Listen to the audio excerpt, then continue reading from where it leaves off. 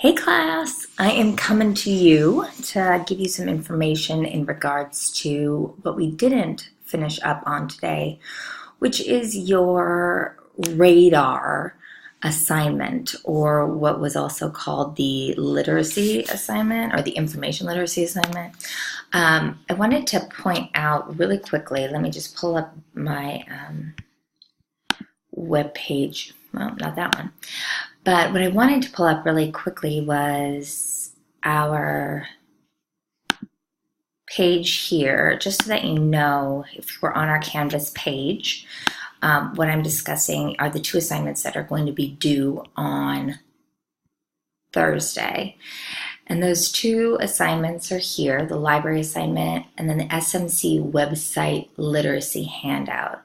The SMC website literacy handout is what I'm going to be going over in regards to today. So you can always click on this to find out more information about it, and then when you go to turn it in, it will be here on your Canvas page. Let us then take a look quickly at what this radar assignment is, and I wanted you to go ahead and check this out. So your radar assignment, or this SMC website literacy assignment, is for you to become aware of how to gauge if a website is accurate and credible and appropriate for your particular speech. And there's an acronym that's been created, this radar, and like it says right here at the top, it's a simple framework that helps you remember what kinds of questions to ask yourself as you're going through the particular websites that you come across. Not every website, like we know, is going to be accurate. Not every website is going to be useful. And this radar standard can help ensure that it is useful, that it is accurate, that's reliable, that it's credible, to make sure that the information you're providing back to your audience is in fact credible, reliable, and valid. So for this assignment, you are required to find two websites that are going to help support your particular informative speech thesis. And because you've already written your thesis statement, you also have those sub-points, you also have your main points. And the main points can be excellent places for you to search as well, to help you narrow down your focus and find a website that's going to specifically feed into that main point. But you're required to find two website sources for your informative speech that are credible, and that is going to be according to the radar descriptions. Now, you are going to be required to write a paragraph, and if you see over here, this is a sample paragraph of each of those websites, and you're going to be justifying in detail how it is a credible source to use according to that radar criteria. What I want you to note is that you are going to be required to type this assignment, and how it is typically written is that you will put your source citation here, and then below it you will write up your analysis and your understanding of how it fulfills the radar description. We learned today a little bit about how to do these source citations, but again, if you need a little bit more help on that, you can always go into your packet and look up the MLA citations, or you can, and I'm going to show you in a little bit, go to a very helpful website called easybib.com, and it will generate the source for you and the citations that you are properly putting it here. What I want to do is go through each of these elements of radar with you so that we can understand what you're looking for. So the first R is this idea called rationale. And I like to look at this as rationale is important because books, articles, and web pages are made to serve a purpose. So what is the intention or the rationale of why this piece was written? Mostly websites.com is something like a .commerce, meaning that it's there, it's provided, there's a payment, it's maybe there to get you to buy something, buy into something. But we also know that .coms can be bought and written by anybody. And so what is the purpose behind or the rationale for them writing this particular piece? So like it says here, is it to educate? Is it to entertain? Is it to sell a product? Some sources may be frivolous. They also may be very commercial in that they want you to buy something and it's pushing towards a particular purpose. Others are more ambiguous, like it says here, but varied points of view can be presented. And especially for your informative speech, like we said before, if there are multiple points of view and there are alternative points of view, that's something that we would look at if we were maybe considering persuasion, or if we were looking at multiple perspectives on something, that would be helpful. But again, for informative speaking, if it only does show one side of a story or one side of a purpose, those are really the things that you're looking for anyway. So like it says, varied points of view can be valid as long as they are based on good reasoning and careful use of evidence. So what's the rationale for the website that you are going to be using? Here are a couple questions that you can answer in order to generate an effective response to address the rationale. So like, why did the author or publisher make this information available? Is there an obvious and or extreme bias or prejudice in the work? Are alternative points or views present? Does the author omit any important facts or data? And then does the author use strong emotional language? All of those can be indicative and helpful to the reader to help see or understand a little bit more why that was written.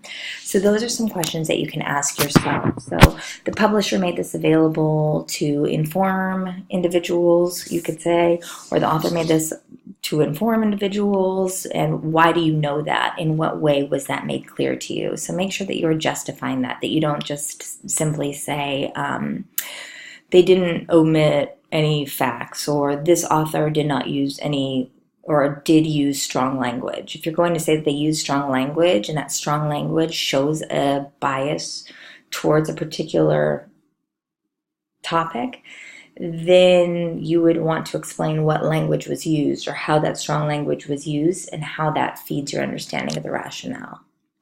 The next thing here that we want to look at is authority, and this is really important in regards to, like it says, judging the credibility of the author's work and what they are asserting within the writing. In a trial regarding DNA evidence, a jury would find genetic specialist testimony far more authoritative compared to a testimony from that of a random person off the street. So what are the author's credentials? Is the author affiliated with an educational institution or perchance something research? Can we find information about this author from other places, or are they only writing it in one space? Is the publisher of the information source reputable? So those would be great ways or things to identify to ensure that it was an authoritative piece. The other thing here is date. Date or currency is important, and like I said, it's important really in persuasion.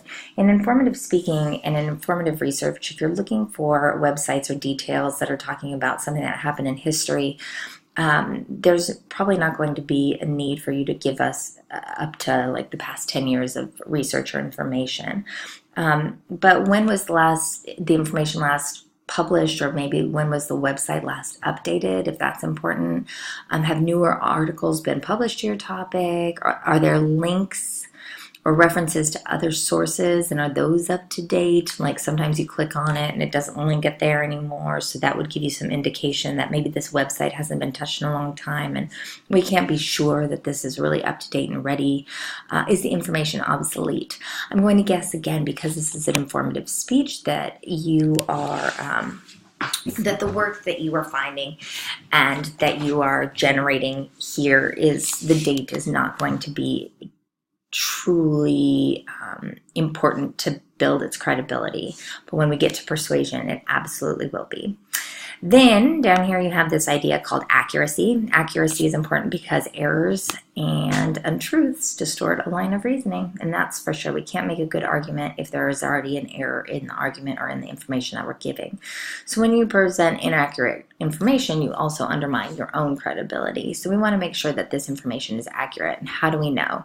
So are there statements that you already know to be false? And that would be a good indication, but was the information reviewed by editors or subject experts before it was published? So if it was a journal, we would know that it would already be reviewed. However, in regards to websites, is there information that, like, if it's like maybe Time Magazine, for example, Time Magazine has individuals who edit that, and it's not simply just published, they have editors. Let's see, do the citations and references support the author's claim? Are the references correctly cited? So if there are citations, or if they are using other people's works inside of it, have they quoted and cited where that comes from? Or is the information even hyperlinked so that it can take you to the website so that you can see that that information is credible? When individuals link information like that or provide you with the resources of where that information is used, we can guarantee its accuracy more than a source that does not. So if yours does, that would be a great way to justify and give examples of that. Then the last thing that you can address here is the relevance. So relevance is important to you because really, like, you don't want to just give me any old website, because you want it to actually work for you. And I think that most of you are going to be utilizing websites within your speech. So in the case of relevance, what is relevant in this website that is going to specifically aid in your speech? Maybe it's because it aids in a specific main point that you are giving, or perchance that it is discussing a particular point of view that you want to get across. But some of the questions that you could answer are things like, does the information meet the stated requirements for the assignment? That's really, like, not, I guess, particularly relevant to you all, but is the information too technical or too simplified for you to use? Who is the intended audience? That would be something great to identify as well. To whom was this written, and how do we know who it was written for? This is going to be relevant for my particular audience because it was written for the basic learner, for a novice learner. Perchance that would be something to add in. Does the source add something new to your knowledge of the topic? Is the information focused on the geographical location you're interested in? So again, there's a lot of different questions that you can ask about the relevance. Do you have to address every single one of these questions? No. But do you need to address some of those questions? Yes. And I would at least address one question, if not two, from each section of the rationale, authority, date, and accuracy in order to develop your specific site. Now, this one was written, and I've given you this sample as an example of one that an individual is not going to use in their speech. But what they have done here is put the particular citation, and then it starts to go into some parts about this. So this article from the New York Times was written by Clark Ervin. And that's weird because that is Irvin and this is Irvin. So I'd already questioned the student. But Irvin is the head of the Homeland Security Program at the Aspen Institute and was the first Inspector General of the United States Homeland Security. So this is giving the authority of the author of whom wrote this. Although this author has many credentials, such as attending Harvard, this article would not be useful in contributing to the problems of stereotyping in the media. When taking a first glance over the article, the category this in is the opinion section of the New York Times.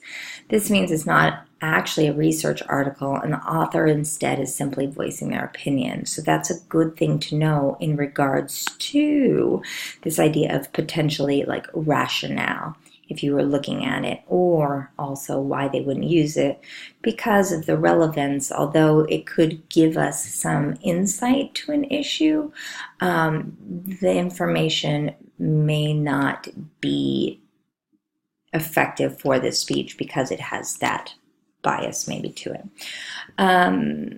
Let's see, it says this means it's not exactly research in the article. The author is just voicing their opinion. Although there is no data publication, and then there's no data publication, so there's no way to tell if the information in the article is still relevant.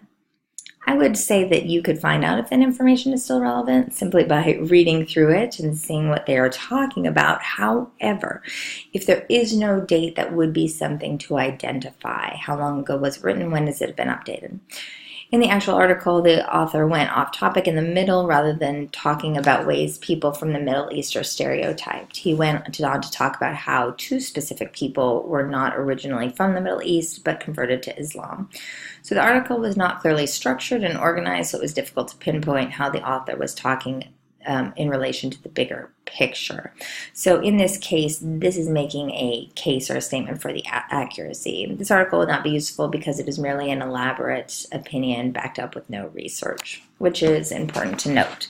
So we want to find something that is an effective way and something that you could, in fact, use for your particular assignment. So what I have done is I've gone and I've found, in honor of Cesar Chavez Day, an article. So this is an article from thenewyorker.com, which is a magazine, but I'm going to use it as a website because it's an online, right? An online article. And this is a critic at large. So this is from April 14th, 2014. How Cesar Chavez disturbed his dream. And so it's by Nathan Heller. So one of the things that we want to look at, remember, is what is, our first thing is the rationale, of course, but let's look at the authority since it's right here. The New Yorker is a reputable magazine and it's edited, so we could make note of that. And then we can go in and we can start to look at Nathan Heller. The good news is that this actually has a link so that I can click on this individual, Nathan Heller, and what I can do is I can start to look as to what he has done. In the past, he's written on a range of subjects, including online education and the TED Conference. He's also a film and television critic and contributing editor at Vogue. Previously, he was a columnist at Slate, where he was a finalist for the National Magazine Award for Essays and Criticism. So, does this suggest, however, that, and sorry to go back, where were we? Hold on. Oh, there we go. So in this case of authority, does this individual have maybe expertise on the particular topic that we are speaking about? That would be something for you to examine and really look at to see if he does, in fact, have some kind of knowledge about that. And it may take a little bit extra research, maybe Googling a little bit about, like, Nathan Heller and potentially social rights issues, or Nathan Heller and farmers' rights. I don't know if there's anything that he's looked at. But then once we start to look through, we want to see about some different elements, right? And so we start to look at things like your rationale. Why is this publication available, or what are they intending to do? So once you read through it, you can come to a conclusion as to like why this was written and with what purpose. And with what reason it was done. The good news, though, however, about this, the date we know is 2014, but that's okay because it's historical. I would make like justification, like that's okay because it's a historical piece. Is it accurate? Are there statements that we know to be false or true? Remember that the accuracy also goes back by this idea of, has it been cited? Or does it cite sources and give you ways to look that information up? So here, there does look like there are a couple different references to other sources that have also reported on the same topics. And let's see where else those are. I don't know if there's anything else in here that could give us some information. about or take us to a specific website, which does not look like it does. However, it does have some citations from him that we could use, or some words from him that we can look at in that way. It's a very informative piece. Oh, good. And we can also read about Nathan here. However, the only pickle is that there's not necessarily a references page for us to check on, but if we ever wanted to look, it seems as if we could reference. That would be a good thing to note.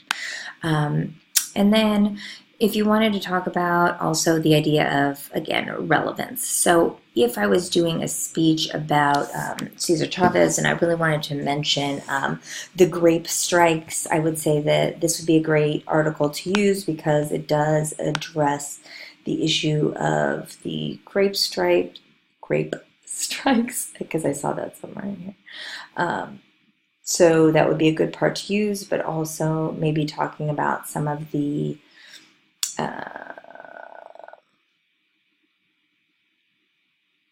maybe about talking about how he did his unit, how he started his union. Maybe this would be a great part to talk about. So whatever your subpoints are, whatever areas you're addressing, you could bring that up.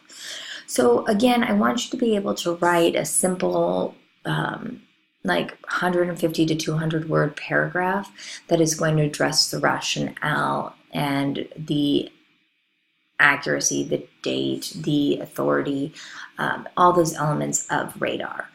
But the one thing that you do want to note is, okay, well, Amanda, how am I going to, in fact, cite this? Well, all you'll have to do is, all I'm going to do is copy this website right here.